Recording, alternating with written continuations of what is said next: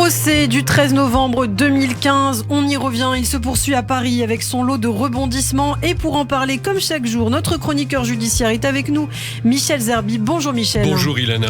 Alors ces dernières semaines, on avait déjà détaillé la préparation des attaques et ce vendredi, l'audience a connu un moment glaçant, éprouvant mais sans doute nécessaire, la diffusion d'audio et de photos du massacre du Bataclan.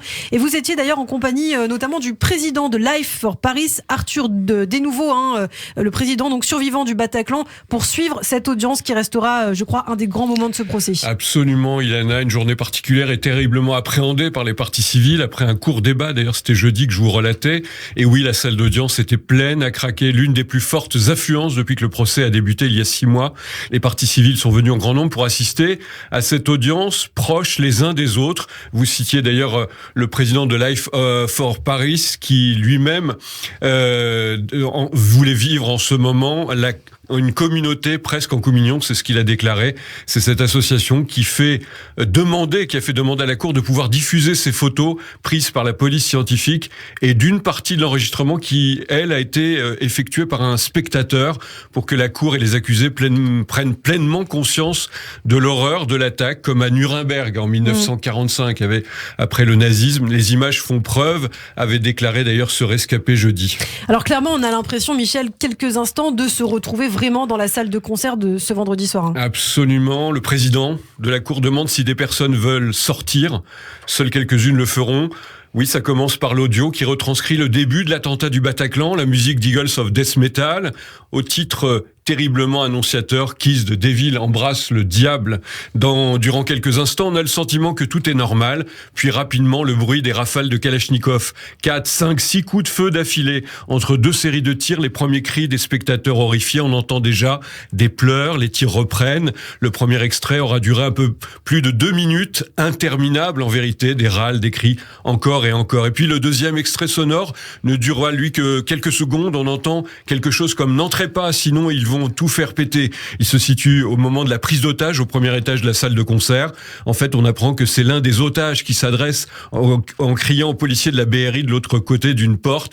N'ouvrez pas, sinon ils vont tout faire sauter dans la salle d'audience. Vous imaginez le silence glacé. Troisième extrait, c'est lorsque les hommes de la BRI donnent l'assaut final pour libérer les 11 otages. 8 hommes et 3 femmes, des cris, et encore des cris, des ordres. Allez, allez, des grenades assourdissantes qui se font entendre, des bruits de quelqu'un qui court. L'enregistrement qu'on entend nous donne le sentiment d'une grande confusion lors de l'opération de la police. Les otages se trouvent pris entre les 2 terroristes revêtus de gilets explosifs et des policiers parisiens. Sors, sors, sors, arrête-toi, je suis un otage. On lève les mains en l'air. Le bélier, répète un policier.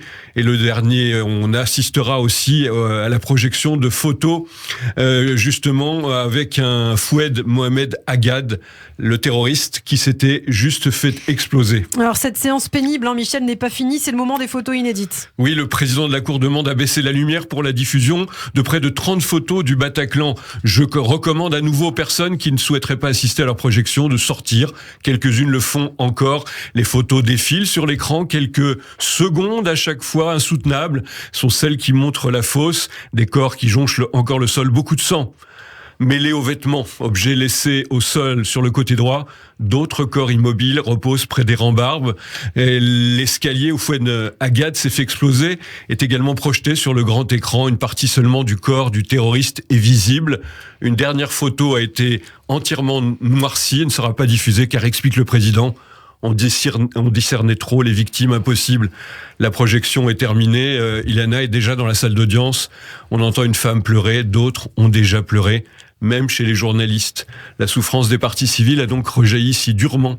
Et vendredi, après des mois de procès, ces documents nous rappellent pourquoi nous sommes là. Ça a duré quelques minutes, on a pu se rendre compte de l'inhumanité des terroristes.